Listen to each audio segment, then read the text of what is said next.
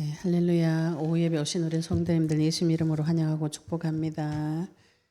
네, 우리 오늘 오후 예배는 마태복음 21장 12절에서 17절까지 말씀 보도록 하겠습니다. 마태복음 21장 12절부터 17절까지 신약 성경, 제 성경으로는 35페이지입니다. 마태복음 21장 12절부터 17절까지 같이 소리내어서 합독하시겠습니다. 예수께서 성전에 들어가사 성전 안에서 매매하는 모든 사람들을 내쫓으시며 돈 바꾸는 사람들의 상과 비둘기 파는 사람들의 의자를 둘러엎으시고 그들에게 이르시되 기록된 바 내 집은 기도하는 집이라 일컬음을 받으리라 하였거늘 너희는 강도의 소굴을 만드는도다 하시니라. 맹인과 저는 자들이 성전에서 예수께 나옴에 고쳐주시니 대제사장들과 서기관들이 예수께서 하시는 이상한 일과 또 성전에서 소리질러 호산나 다윗의 자손이야 하는 어린이들을 보고 노하여 예수께 말하되 그들이 하는 말을 듣느냐. 예수께서 이르시되 그렇다. 어린아기와 젖먹이들의 입에서 나오는 찬미를 온전하게 하셨나이다 함을 너희가 읽어본 일이 없느냐 하시고 그들을 떠나 성 밖으로 베다니에 가서 거기서 유하시니라. 아멘. 네, 오늘 말씀 제목을 기도의 집과 기도하는 집과 강도의 소굴 이 제목으로 말씀을 전가하도록 하겠습니다. 우리 하나님 너무 사랑해서 하나님을 만났어요. 내가 평생 그분 앞에 인생을 드리기로 작정하고 소원하고 우리가 처음에 하나님 만나면 너무 기쁘고 감사하죠. 오늘 주님 앞에 가서 살고 싶고 이 세상 가치가 없어 보이고 하나님이 내 인생에 가장 중요하게 되고 또 하나님 만났을 때 그때가 가장 기쁘고 이렇게 되다가 서서히 이제 그 첫사랑이 점점 서서히 식어지면서 이제 신앙생활 하는 것이 점점 힘이 들어집니다. 저는 그랬어요. 언약 없이 구원은 하나님 주신 선물이기 때문에 그 감격과 감사가 오고 내가 구원 받았는 것까지는 알겠는데 신앙 성장이 되어지지 않고 말씀의 공급을 못 받게 되니까 서서히 힘이 빠져가지고 어느 정도 힘이 빠졌는가 하면은 진짜 이거는 나는 돈을 한 100만 원 줘도 어디 가서 복음 가르쳐 준다 하면은 가겠더라고요. 그땐 제가 돈이 되게 없을 때인데도 돈이 내한테 중요하지 않을 정도로. 그리고 어디라도 가서 이 복음을 가르쳐 준다면 배워야 되겠다 이런 생각이 들 정도로. 근데 제가 왜 갈급한지는 몰랐어요. 그런데 또 이상하게 성경책을 보면은 해석이 안 돼. 흰 것은 종이요, 까만 것은 글씨, 뭐 이 정도밖에 안 돼. 성경을 은혜를 많이 받았어요. 받았는데도 성경책을 아무리 읽어도 해석이 안 돼요. 해석이 안 되고 남는 게 없고. 그런데 또 하나님 은혜가 있으니까 성경은 또 막 읽어져요. 막 계시록까지 막 읽으면 읽을 때는 그게 막 깨달아지고 그런데 돌아서면 남는 게 하나도 없고. 그래가 제가 참 이상하다 이렇게 생각을 했는데 하나님을 만나고 난 후에 제 갈급한 거 하나님께서 이런 걸 다 아시고 복음을 가지고 영적 전쟁을 시키시면서 그때부터 모든 눈이 열렸어요. 성경 보는 눈이 다 열리고 또 제 인생을 보는 눈이 열리고 그래도 이제 서울교회에서 이야기하다가 영적 전쟁하면 문제 터진다 이 말을 많이 무서워하시는데 우리끼리 그랬어요. 아니 그 문제 이미 터져 있잖아. 심지어는 터져가 왔잖아. 그래서 제가 이거 말을 다시 해야 되겠다. 영적 전쟁하면 문제가 터지는 게 아니고 이미 터져 있는 문제가 해석이 되어진다. 이렇게 조금 정확하게 표현을 해야 되겠구나. 이렇게 생각이 들더라고요. 저는 근데 또 문제가 터지기도 했어요. 왜냐하면 제가 문제 안 터뜨리려고 굉장히 많이 다스렸기 때문에 제가 가지고 있었던 모든 가치 기준, 내 모든 능력을 사용해서 내 인생에 문제 안 터뜨리고 조용하게 살려고 안 싸우고 살려고 바꿔 말하면 우리 엄마 아버지처럼 안 살려고 굉장히 많이 노력을 했어요. 주인 없는 인생. 그러다가 좋으신 아버지 만나고 나니까 내가 그렇게 노력해서 되는 인생이 아니구나. 그 끈을 딱 놓아버리니까 그 내 속에 본연의 그 제가 이 인격이 형성되기 전부터 잡혀왔던 그때로 돌아가요. 그때가 언제냐면은 뱃속에서 이미 우리 친정어머니가 저를 유산시키려고 병원까지 갔어요. 그래서 그때부터 이미 잡혀가지고 제가 나면서부터 굉장히 많이 울었다 그래요. 예민하고. 위에 이제 형제 3명은 별로 울지도 안 하고 순하고 우리 어머니가 그래요. 보기도 쉬웠는데 저는 막내인데 태어났는데 계속 울고 막 그래가지고 우리 또 친정아버지가 저는 또 막내니까 많이 안아주셨다 그래요. 4명 중에 안아가지고 키워낸 니밖에 없다 이렇게 하시더라고요. 아버지가 안아가 키워낸 니밖에 없다. 근데 그래 안아준 이유가 많이 울어서 그렇다고. 제가 이제 영적 전쟁하면서 하나님께서 그런 걸 쭉 다 생각나게 하시면서 뱃속에서부터 죽음에 대한 공포가 들어왔고 불안하고 두렵고 그래서 태어나면서부터 애기지만 아무것도 모르지만 모든 것이 예민했기 때문에 계속 불안과 공포 때문에 많이 울었구나 이런 게 해석이 저한테 이렇게 많이 되어졌어요. 그런 상태에서 결혼을 했어요. 이렇게 아무것도 모르는 처음부터 백지장 같은 누군가가 나를 도와줄 것이라는 그 막연한 그런 기대를 가지고 결혼을 했는데 부모님도 나를 못 도와준다는 생각이 들고 남편도 나를 못 도와준다는 생각이 들고 교회 갔는데도 아무도 나를 도와주지 않는다 이렇게 생각하니까 오히려 더 공허해지는 거죠. 더 공허해지고 더 갈급해지고 더 힘들어지고 그런데 나는 하나님은 만난 것은 알겠어요. 옛날하고 다른 믿음은 왔거든요. 옛날에는 제가 죄인이라는 것도 인정이 안 되어졌고 예수님이 내 죄를 대신해가 죽었다는 것도 인정이 안 되어졌는데 그냥 하나님이 계시다는 정도는 믿음이 있었기 때문에 교회를 갔고 또 우리 어머니가 친정어머니가 교회는 보내주셨어요. 본인은 못 가셔도. 그래서 언니 오빠들 따라서 교회는 다녔는데 그때는 제가 믿음이 없다는 것까지는 알겠더라고요. 근데 다시 2000년도에 교회 오면서 제가 하나님께서 나에게 믿음을 주셨구나 여기까지 나왔어요. 성장이 되어지지 않고 내 인생이 과거, 현재, 미래가 조명이 되어지지 않고 또 뭐 과거까지 가지 않아도 지금 현재 내 삶에서 지금 나한테 지금 터졌는 이 문제가 해석이 안 되어지고 또 변화가 없고 이런 거 참 많이 괴로웠어요. 그러다가 예수 그리스도 이름 부르는 영적 전쟁하면서 하나님께서 문제 사건은 많이 터졌지만 그것을 계속 해석해 주시면서 내 인생에 저주와 재앙이 들어오지 않고 넘어가는 그 사실들을 참 많이 체험을 시켜주셨어요. 인생이 어느 정도로 비참한가 말할 수 없이 비참한 그런 상태까지 내려가도 그것 때문에 내 자신이 깨어지지 않는 그 이상한 일들이 많이 벌어졌어요.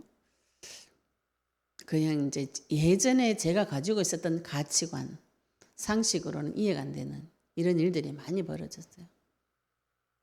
남편이 저를 죽기까지 사랑한다고 고백을 하고 저도 우리 남편이 너무 좋아서 결혼했는데 그때부터 힘들어진 그건 이유를 아무도 그 사람도 설명을 못하고 저도 설명을 못하고 그리고 그 후에도 계속 그 아픈 것이 해결이 안 되어지고 이런 것들을 아무도 설명을 못 해줬어요. 그런 것들이 하나님 만나서 영적 전쟁하고 그리스도의 빛을 내 마음속에 비출 때 하나님께서 내 속에 있는 것을 다 밝혀주시고 두 가지로 나오면 두 가지로 내 속에 굉장히 악하고 더러운 것이 가득 차 있다. 마가복음 7장 21절 23절 내 속이 음란하고 도둑질하고 간음하고 시기하고 질투하고 음탕하고 또 교만하고 우매하고 이런 악한 것이 들어가 있는가 하고 또 그것을 제가 좋아하는 거.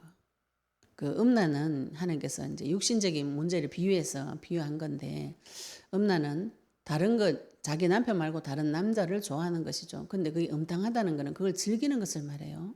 우리가 하나님 아닌 것을 좋아하고 섬기고 절을 하는데 그것을 굉장히 좋아하는 것을 음탕하다고 하나님 표현하셨어요.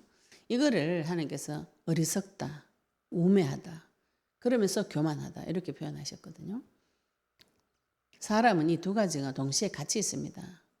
교만하면서도 어리석고 내 속에 이 두 가지가 계속 싸워요. 내 하나님 주시는 생각과 마귀가 주는 생각이 두 개가 계속 싸웁니다. 여기서 무엇을 선택할 것이냐. 이게 사람 선택할 수 있다고 생각하시는데 선택도 잘 못해요, 사실은. 그때에 두 가지가 막 싸울 때 예수 그리스도를 부르시면은 분별이 되어집니다. 아, 이게 마귀가 내한테 주로 와서 했던 말이구나. 그래서 내가 이 말 때문에 굉장히 괴로웠고 지치고 수고하고 무거운 짐을 지고 살기 싫었구나. 마귀가 한 일들이 분별이 되어지면은 자연스럽게 거절이 되어지면서 하나님 쪽으로 돌아오게 돼 있어요. 이게 회개입니다. 돌아오는 거. 완전히 생각이 턴되는 거. 내가 자꾸 잘못했다고 찌르는 거는 판단 정죄예요. 이제 제가 이제 이 판단 정죄라는 말을 그냥 제가 이렇게 판단 정죄했다 이렇게 말하면 다 알아들으실 줄 알고 계속 쉽게 넘어갔는데 이 단어 뜻 자체를 이해를 못 하시는 것 같아요. 판단 정죄는 비난하는 것은 비난. 누군가가 나를 자꾸 비난해요. 그리고 잘못했다고 면박을 주고 구박을 주고 억압을 하고 이게 판단 정죄입니다. 우리가 평상시에 내 마음속에 계속 내가 잘못했구나 내 탓이구나 이게 판단이 나를 볼 때 내가 잘못했구나 이렇게 하는 거죠. 그죠? 그게 나를 판단하는 것이에요. 또 내가 죄인이구나 죄를 지었구나 이게 정죄감입니다. 이게 좋은 기능인데 이게 마귀가 잡으면 나를 죽이는 쪽으로 데려갈 수가 있어요. 근데 죄를 네가 지었다 이렇게 이게 비난이죠. 그죠? 마귀가 나를 죄를 짓게 했다. 요거는 우리가 정확하게 진단이 되어진 것인데 내가 죄를 지었다. 그게 나쁜 짓이다. 네가 책임져라. 내가 책임을 져야 되는구나. 그게 죄책감이에요. 내가 책임을 져야 되는구나. 근데 겉으로 보기에는 굉장히 훌륭한 말이죠. 그죠? 이 사람이 양심이 있어야지. 그럼 죄 지어놓고 뻔뻔스럽게 나는 죄 없다 이러면 곤란하죠. 내가 이런 죄를 지었구나. 그래서 내가 책임을 져야 되는구나. 이게 정죄감이에요. 내가 책임져야 될 것 같은 거. 그런데 하나님은 그 죄는 내가 책임져 줄게. 내가 책임을 질 수 있다는 이 생각 자체가 죄에 대해서 모르는 것이에요. 그냥 윤리 도덕적인 잘못, 그냥 큰 소리 치고 욕하고 또 거짓말하고 도둑질하고 간음하고 또 타락하고 이런 거 그런 거 윤리적인 그 죄를 죄라고 생각하시면 많은 부분이 오류가 납니다. 굉장히 훌륭하게 죄 짓는 분 많아요. 아주 유명한 고승들 그죠? 돌을 많이 닦은 분, 각 종교의 지도자들 굉장히 훌륭한 분들이 많이 있습니다. 마더 테레사 같이 전 세계 사람들이 존경하고 훌륭하다고 생각하는 분들이 있죠. 그죠? 근데 하나님 보실 때는 그게 죄가 되는 것이. 우리가 이 부분에 눈이 열리셔야 영적 싸움을 하실 수가 있습니다. 누군가가 나에게 와서 네가 잘못했다고 끊임없이 말하는 사람이 있어요. 근데 그게 너 왜 그렇게 했어? 이렇게 비난하거나 힐난하거나 나쁜 말로 욕을 하는 것이 아니고 고상하고 아름다운 말로 내한테 갖다 뒤집어 씌워요. 이게 종교 생활입니다. 이 부분은 하나님 앞에 들고 가셔야만 해결이 되죠. 하나님께서 하늘에 계시다 이 땅에 내려오시려고 딱 한 사람을 지명해서 불렀어요. 아브라함 한 명 지명해서 불러서 그 한 사람으로 인해서 이스라엘 나라를 세우시고 그 이스라엘은 하나님과 언약적인 관계를 맺은 이 전 세계에서 유일무이한 족속입니다. 이 이스라엘 통해서 하나님께서 메시아를 보내가지고 하신 계획은 뭐냐면은 아브라함 한 사람을 통해서 모든 사람에게 복음을 전하겠다는 것이 하나님 계획이었어요. 아브라함은 계약을 그렇게 맺었어요. 그런데 이 계약이 점점 갈수록 변질이 되어가지고 이스라엘은 우리만 선민이고 다른 주변의 민족들은 동물이다, 짐승이다. 이렇게 생각을 해요. 요걸 선민 사상이라 그래요. 우리가 신앙생활 하다 보면 여기에 빠질 수가 있습니다.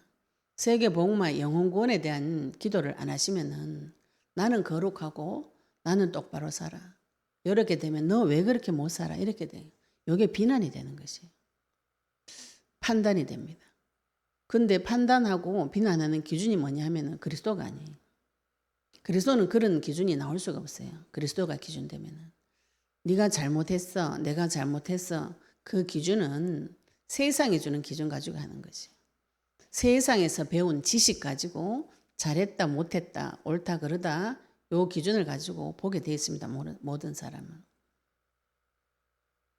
이스라엘이 그 기준을 변질시켜버린 것이죠. 메시아를 받았는데 메시아 언약을 변질을 시켜가지고 우리 앞에서도 오전 시간에 예레미야에서 뭐라 그랬어요? 거짓 선지자가 나오고 거짓 제사장이 나오고 백성은 이를 좋게 여기고 백성의 지도자 왕들은 좋게 여기고 선지자, 제사장, 왕의 일이 다 변질이 되어져 버린 그때거든요. 근데 지금도 우리 내 속에서 그런 게 두 가지가 동시에 올라와요. 하나님을 사랑하는 마음도 있지만 내가 마귀를 좋아하는 마음도 동시에 두 가지가 나옵니다. 요거를 정확하게 확인을 못하고 파악을 못하시면은 이때부터 인생이 이제 신앙생활이 헷갈리는 것이죠. 예수님께서 지금 예루살렘 성전에 들어오셨어요. 들어오셔가지고 한 일주일 후면은 이제 십자가 지러 가시는데 오늘은 성전에 들어오시는 장면을 설명을 하고 있습니다.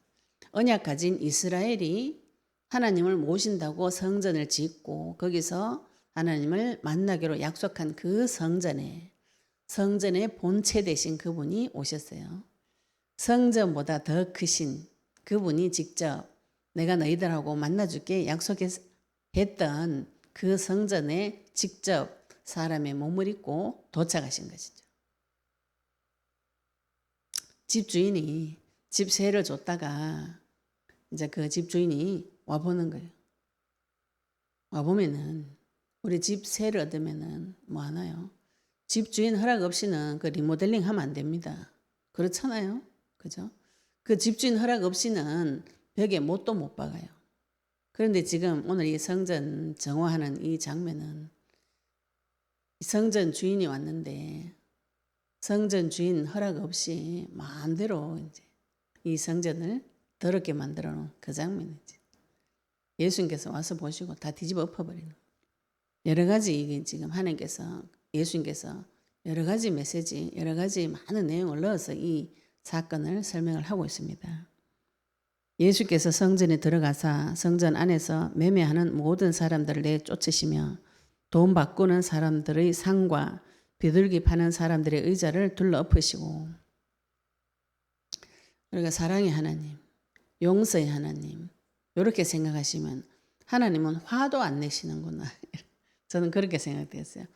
부처같이 화도 안 내시고 항상 인자하고 자비롭고 용서를 70번이라도 끝없이 용서하시고 나를 사랑하신 하나님, 그분은 사랑의 본체이기 때문에 분노하지 않으신 화 없으신 분, 이렇게 나한테 화내지 않는다 했잖아요. 그런데 여기 보시면은 하나님이 엄청 화가 많이 나셨어요. 예수님 화가 엄청 많이 나셨어요. 예수님 불의를 기뻐하지 않습니다. 마귀를 용서하지 않아요. 죄를 용서하지 않습니다. 그 죄를 하나님 대신 자기가 대신 치러준 그 용서의 방법인 것이죠. 예수님께서 성전의 주인 되신 그분이 성전에 오셨는데 성전 안에서 매매를 해요. 요거는 지금 이제 유대인들이 1년에 3번 절기가 있는데 그때는 외국에 멀리 나가 있어도 그 성전에 들어와서 절기를 지켜야 됩니다. 절기를 지켜야 되는데 예를 들면은 양 가지고 양, 소, 염소 이런 가지고 제사를 드리잖아요. 근데 그 동네 가까운 데 살면은 건강한 양을 데려가서 드리면 되는데 저 멀리 있다가 양을 데리고 오다가 다칠 수 있잖아요. 그죠? 근데 흠이 있거나 점이 있는 거는 제사를 드릴 수가 없어요.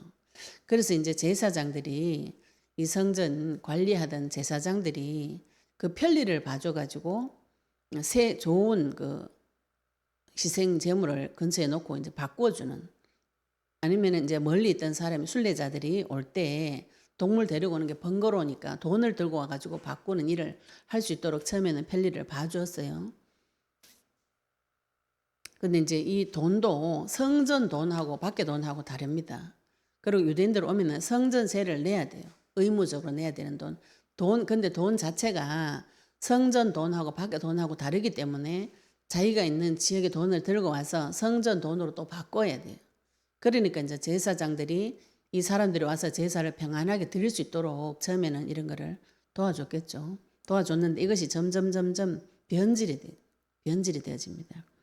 매매하는 사람들, 돈 바꾸는 사람들 상, 그리고 비둘기 파는, 비둘기는 이거 레위기서에 보시면은 여자들 정결 예식이나 또 양이나 소, 염소를 준비 못할 정도로 가난한 사람은 재물이 비둘기를 잡아요.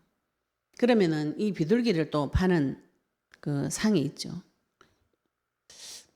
근데 요것이 12장 처음 시작할 때 예수께서 성전에 들어가셨다. 이 성전이 해석을 보시면은 이방인의 뜰이라 그래요. 유대인들이 선민 사상에 빠져가지고 전도를 놓쳐버렸어요. 그러면 성전에서 이방인들이 제사 지내는 뜰이 따로 있는데 이 뜰이 텅텅 비어져 버린 것이죠. 그러니까 여기 텅텅 비어지니까 여기에서 이제 제사 드리러 온 사람들을 먼저 편의를 봐주려 했는 이 장사가 시작이 되어진 것이에요. 근데 우리도 그 장사할 때 있죠, 그죠? 지금 돌아다니면서 왜 장 서는 거 있죠, 그죠? 저는 초원에 그런 게 있어요. 빈 공터에 장사꾼들이 와서 5일장, 7일장 이렇게 해가 장이 서서 이렇게 판매를 합니다. 그런데 그 장에 들어올 때 그 사람들 그냥 들어오지 않아요. 그 지자체하고 계약을 맺어서 돈을 주고 들어옵니다, 거기를. 그냥 빈 공터에 아무나 와서 천막 치고 하는 것이 아니에요. 다 돈을 줘야 됩니다, 거기를. 원래 지자체들하고. 그래서 계약한 사람만 들어올 수 있어요. 아무나 못 들어오거든요. 이것이 처음에는 제사장이 편리를 봐줘서 시작을 했는데 점점 이것이 이권이 되어지는 거죠. 그래서 장사하면 돈 남으면 어떻게 해요? 제사장한테 갖다 주는 것이죠. 그러면은 이 당시에 제사장들이 여러 가지로 돈을 벌게 되는 것이에요. 그래서 사회의 기득권층이 되어지고 부하게 되어지고 권력을 가지게 되어지고 이렇게 되어지는 것이죠. 서기관, 율법학자, 제사장들이 권력이 사회 지도층이 되어진 것이죠.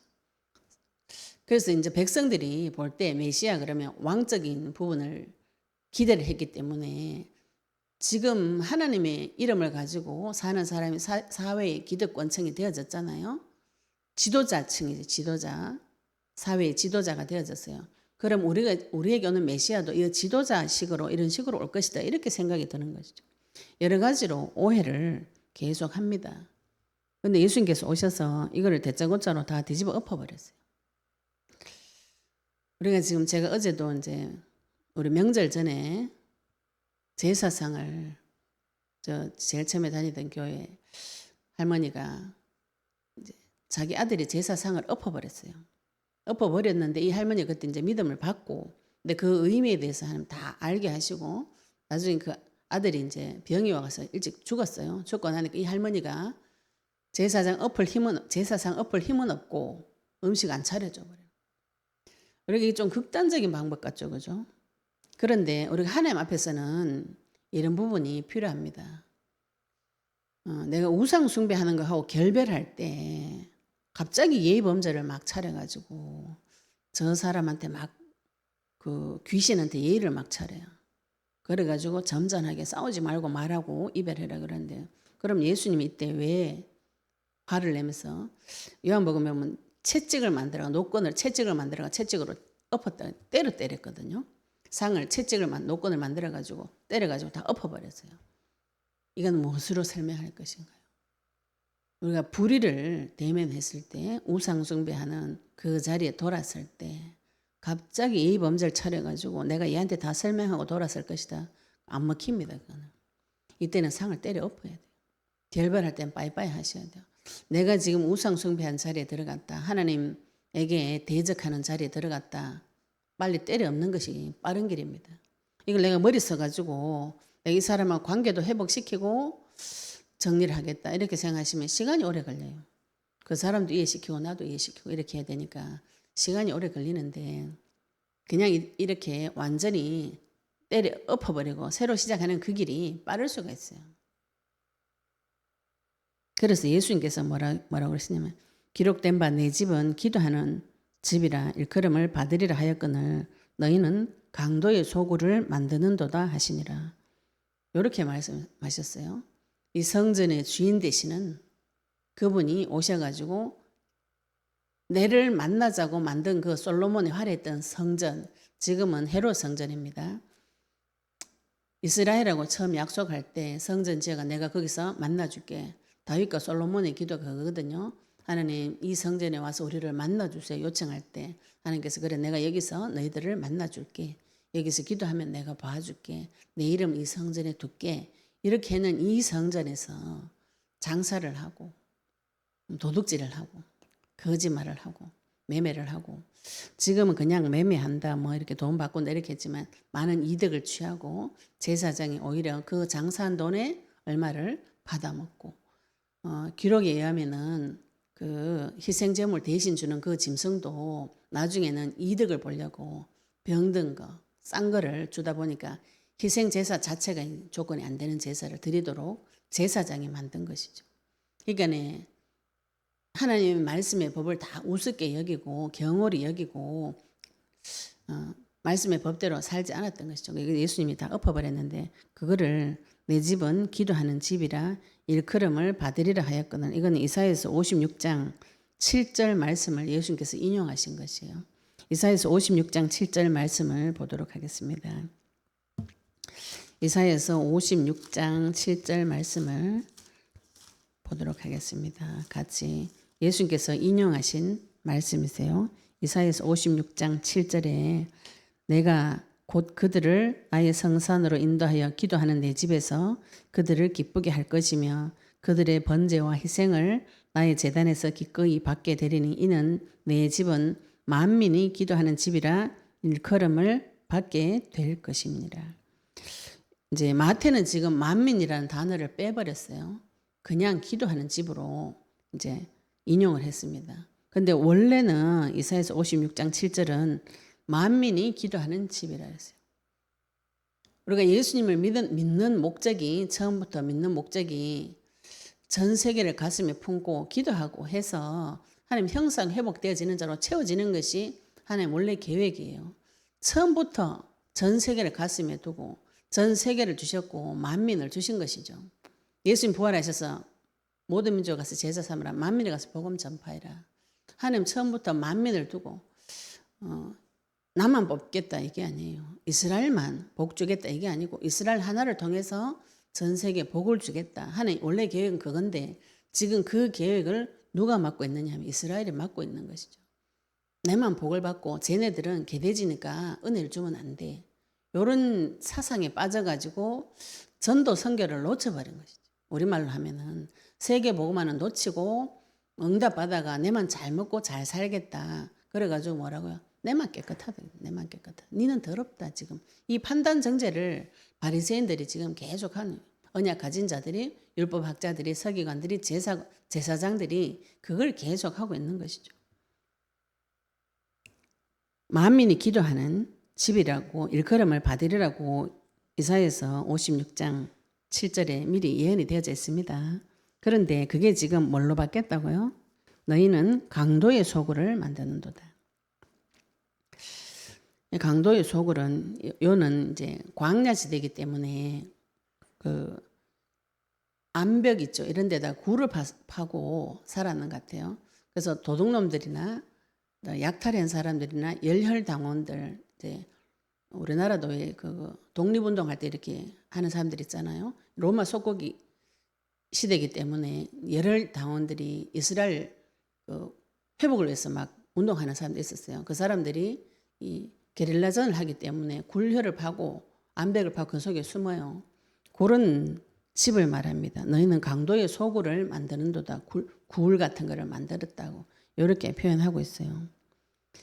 이것도 하나님께서 말씀을 가지고 설명하시는 장면입니다. 예수님께서 예레미야서 7장 11절을 보겠습니다. 예레미야서 7장 11절. 예레미야서 7장 11절 이 말씀을 예수님께서 인용하셨어요. 예레미야서 7장 11절 내 이름으로 일컬음을 받는 이 집이 너희 눈에는 도둑의 소굴로 보이느냐? 보라, 나 곧 내가 그것을 보았노라 여호와의 말씀이니라. 이미 예레미야 시대 때에 이스라엘이 지금 무슨 짓을 했냐면은 예레미야 7장 8절부터 보시면은요. 보라 너희가 무익한 거짓말을 의존하는도다. 너희가 도둑질하며 살인하며 간음하며 거짓 맹세하며 바알에게 분향하며 너희가 알지 못하는 다른 신들을 따르면서 우상 숭배하면서 뭐라고 하냐면은 내 이름으로 일컬음을 받는 이 집에 들어와서 내 앞에 서서 말하기를 우리가 구원을 얻었나이다 하느냐. 이는 이 모든 가증한 일을 행하려 함이로다. 더러운 짓을 하려고 하나님의 말씀을 이름을 이용하는 것이죠. 실제로는 우상 숭배를 합니다. 속에서는 우상 숭배하면서 나는 입으로는 하나님 사랑해요. 나는 구원받았어요. 이거를 하나님께서 도둑놈 소굴이라고 표현하십니다. 예레미야 선지자를 통해서 그 일을 하고 있다는 것이죠. 예수님께서 오셔가지고 세계복음화 약속을 주고 아브라함 한 사람을 통해서 전 세계 만민이 복받게 하겠다고 그 땅과 씨에 대한 약속을 주셨는데 그 약속을 다 잃어버리고 또 이스라엘 신정국가 시작할 때 모세를 통해 주셨던 그 약속의 말씀을 다 잃어버리고 그 말씀은 버리고 우상 숭배를 어디 가서 계속 하면서 바알을 섬기면서 이 집에 와가지고는 기도한다고. 우리가 구원을 얻었나이다. 하나님 앞에 서가지고 거짓말을 계속하는 것이죠. 그러니까 하나님이 나는 다 봤다. 난 너 다 알고 있어. 누가 몰라요? 내만 몰라요. 내가 하나님 이외에 믿고 의지가 사랑하고 더 무서워하고 더 두려워하는 것이 내 마음속에 가득한데 나는 하나님 믿고 있습니다. 이렇게 알고 있다는 것이죠. 이 도둑놈이래. 뭘 도둑질 하려고. 예수 이름으로 기도하면 하나님께서 모든 문제 해결해 주시고 응답해 주시고 나를 도와주신다는 거. 그걸 이용하면 하나님 이용 당하실 분은 아니지만 내 속에 이런 이상한 생각들이 얽혀져 있습니다. 얽혀져 있으니까 하나님께서 응답을 못 주시는 것이죠. 이 속을 밝혀내셔야 돼요. 우리가 지금 신약시대 때는 하나님께서 나를 성전 삼으시고 계신다고 하셨잖아요. 그러면 내가 이 성전에서 기도를 하는가, 도둑질을 하는가. 이 두 가지가 같이 계속 오고 있어요. 내가 오직 주님 섬기는 것에 집중할 것인지 하나님의 말씀을 도둑질해가지고 다른 사람한테 속이는 일을 하는 것인지. 많은 분들이 이 말씀 이용해가지고 다 속입니다. 거짓말을 계속하고 돌아다녀요. 그래가지고 막 자기 자신을 몰라요. 근데 이게 영적인 문제라는 것이 자기가 이렇게 하고 다니는 건 모릅니다. 그래서 그리스도의 빛을 나한테 비추어 보셔야 돼요. 다른 사람한테 비추지 말고 내한테 비추어 보시면은 내가 우상 숭배하면서 내 속을 도둑놈 소굴로 만들어 놓고 겉으로는 거룩한 척 이렇게 포장을 뒤집어 쓰고 속은 시체같이 이렇게 살고 있어요. 그래서 예수님께서 이 성전을 다 뒤집어 엎어버리고 14절에 보시면 맹인과 저는 자들이 성전에서 예수께 나오며 고쳐주시니 이랬어요. 맹인하고 저는 자는 성전에 못 들어오게 되어 있습니다. 레위기서에 보시면 장애인들은 성전에 못 들어와요. 그래서 사도행전 3장에도 그 안전뱅이가 성전 민문에서 구걸을 하고 있었잖아요. 레위기서에 맹인, 장애인들 성전 안에 못 들어오게 되어 있는데 장사하는 사람들은 건강하죠. 그죠? 몸은 건강하니까 성전 안에 들어와 가지고 나쁜 짓을 오래 하는 것이죠. 이 사람들은 성전 못 들어와요. 그런데 예수님이 오셔가지고 그 맹인들, 전원자들을 다 고쳐줘 버려요. 율법학자, 성전 안에 못 들어와가지고 말씀 공부 못한 사람들 있죠. 그죠? 흠이 많고 점이 많은 사람, 약한 사람, 연약한 사람이 하나님 말씀을 하나님께서 약한 자를 강한 자로 만들어가지고 강한 자를 부끄럽게 하신다 그랬죠. 지금 그 일을 예수님께서 이 성전에서 하고 계신 거예요. 성전에서 건강해가 들어오는 자는 성전 안에서 도둑질을 하고 힘이 없어서 성전 안에 못 들어와서 도둑질을 안 한 것이지. 그래서 못 들어오는 사람을 들어올 수 있도록 하나님께서 능력으로 고쳐줘 버린 것이죠. 우리가 지금 이 맹인과 전원자, 이방인의 자리에 있던 자가 지금 하나님 만나가지고 복음을 받고 복음을 전하는 자가 되어졌습니다. 대제사장들과 서기관들이 예수께서 하시는 이상한 일 이렇게 표현했어요. 대제사장과 서기관들은 이 당시에 사회 지도층에 신앙이 좋은 사람입니다. 종교 지도자들이에요. 어떤 주석선 유대 교권주의자들 이렇게 표현해요. 교권주의자. 그 사람들이 예수님이 하신 일이 이상하다. 이렇게 적어놨어요. 뭐가 이상해요? 건강한 사람은 성전에서 쫓아내버리고 맹인이나 전원자, 원래 성전에 못 들어오는 사람을 다 고쳐가지고 성전에 데리고 와서 예배 드리도록 도와주신 거. 이게 지금 이 사람들은 할 수 없는 일이죠.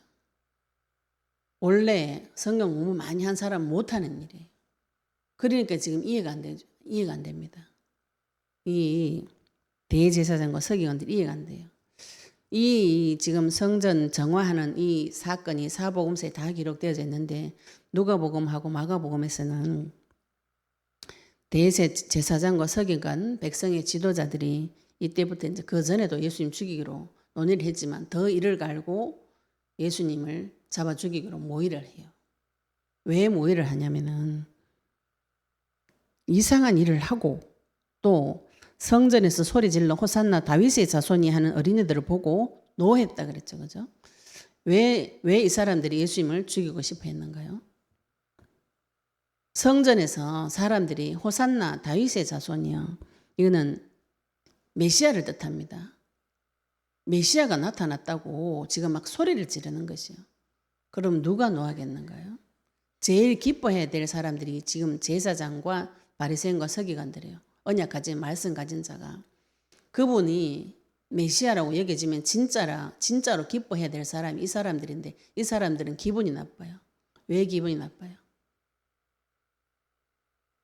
매매 못하겠죠. 돈을 못 받아 때려 엎어버렸잖아요. 그죠? 자기 기분 좋게 하는 일을 못해. 때려 엎어버려요.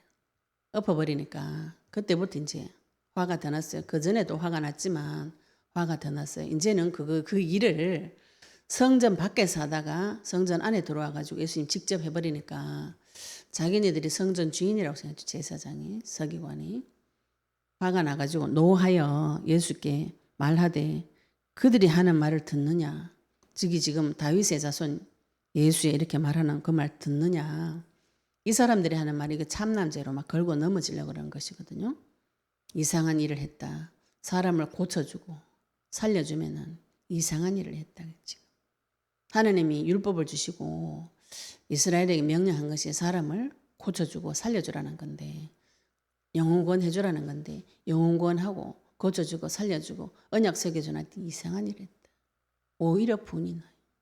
분이 나가지고 네 저 말 들리냐 이렇게 물어보는 것이죠. 그러니까 예수님께서 또 말씀으로 가르쳐 주십니다. 그렇다. 어린 아기와 젖먹이의 입에서 나오는 찬미를 온전하게 하셨나이다 함을 너희가 읽어본 일이 없냐? 이것도 시편 8편 2절에 나오는 말씀입니다. 하나님께서 메시아가 오셨는데 아무도 환영하지 않으면 돌이라도 들어가지고 주님을 찬양하게 하겠다 하셨죠. 그죠? 가장 힘없는 어린아이들, 젖먹이들 입에서 나오는 그 찬미 하나님께서 하게 하시겠다는 거죠. 이때부터 이제 제사장, 대제사장, 서기관, 백성의 지도자들이 죽이려고 논의를 해요. 누가복음 19장 45절 48절 보시면 여기서 예수님께서 이제 날마다 성전에서 가르쳐요. 가르치니까 이제 이 사람들이 대제사장들이 서기관들이 백성의 지도자들이 와서 이 메시지가 너무 충돌되죠. 그죠? 예수님은 성전의 주인으로 오셔서 직접 병든 자를 고쳐주시고 말씀을 선포해 주는데 대제사장들은 관심이 저기 지금 비둘기 파는 거, 돈 바꿔주는 거, 오늘 돈 얼마 들었노? 이방인들 떠내서 만민에게 가라고 했는 만민이 기도하는 집이라고 될 거라고 했는데 그 약속 빼버리고 도둑질 하는데 눈알이 뻘개가지고 있는 그 상태를 지금 그걸 정리한 거를 예수님께서 지금 하나님께서 기록해 놓으신 거죠. 우리의 관심이 어디 있는지, 그죠? 내 속에 관심이 어디 있는지, 내 도둑질하는, 거짓말하는 그 생각이 내 속에 있는지, 기도하는지, 내 성전을 두고 오늘 말씀 앞에서 말씀에 비추어서 내 속에 어떤 것이 가득 들어차 있는지 한번 이렇게 발견해 보시기 바랍니다. 우상 숭배하고 에레미야서 7장 11절 말씀처럼 바알에게 절하면서 다 하면서 성전에 와가 나는 주님 사랑합니다. 두 가지를 같이 한다 그랬어요. 그걸 도둑놈이라뇨. 도둑놈 집이라고 그랬죠. 어디가 무슨 도둑질 하는가요? 그렇죠? 우리 제6차 제자 훈련 세미나 때 오셔서 그런 고백하시는 분들 굉장히 많이 있었어요. 복음을 지금 깨닫고 보니까 내 인생 다 도둑질 맞았구나. 도둑질 당했구나. 오늘 하나님 앞에 내 인생을 도둑 맞았다고 진단을 받으시면 그래서 언약 붙잡으시면 끝나는 것이죠. 근데 예수님께서 성전의 주인 되시는 그분이 오셔서 성전 속에 들어오셔가지고 내 속에서 하나님을 대적하는, 좋아하는 거, 돈, 명예, 세상 다 때려엎고 기도하라고. 언약 붙잡고 기도하라고. 만민에 가서 복음 전파하라고. 약속을 회복시키기를 원하시는데 나는 도둑질하는데 관심은 도둑질하는데 돈 버는데 세상 명예, 부귀 영화, 육신의 소욕 이런 데 관심이 더 많은 것이죠. 메시아는 싫어요. 메시아가 하신 일 보면 이상하고 분이 나요. 어느 쪽으로 가실 것인지 지금 우리 속에 들어오신 메시아가 하시는 이상한 일들, 내가 내 기준에 맞지 않는 이상한 일들이 벌어지고 주님의 말씀이 들릴 때 내 속에서 화가 나는 기쁨으로 받아들이는지 우리 마음속에 또 성전되는 내 마음을 정화하시는 귀한 말씀 되시기를 축복합니다. 오늘은 받은 말씀 가지고 같이 기도드리겠습니다.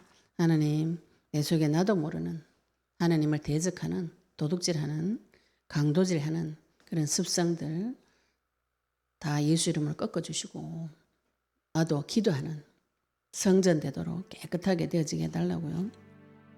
오늘 받은 말씀 가지고 통성으로 같이 기도드리시겠습니다.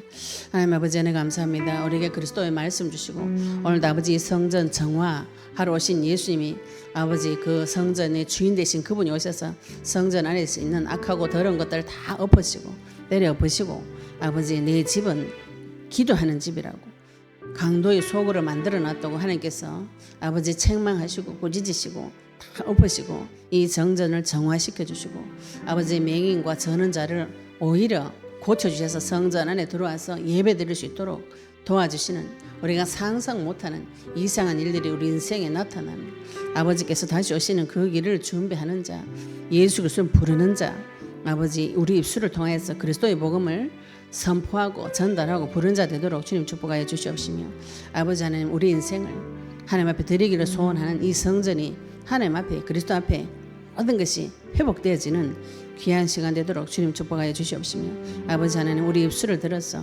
날마다 주 예수 그리스도 내 입술을 어린아이 같이 주님의 말씀을 선포하고 부르는 자 자랑하는 자 되도록 주님 인도하여 주시옵소서. 아버지 안에 감사드리며 예수 그리스도 이름으로 기도드렸습니다. 아멘.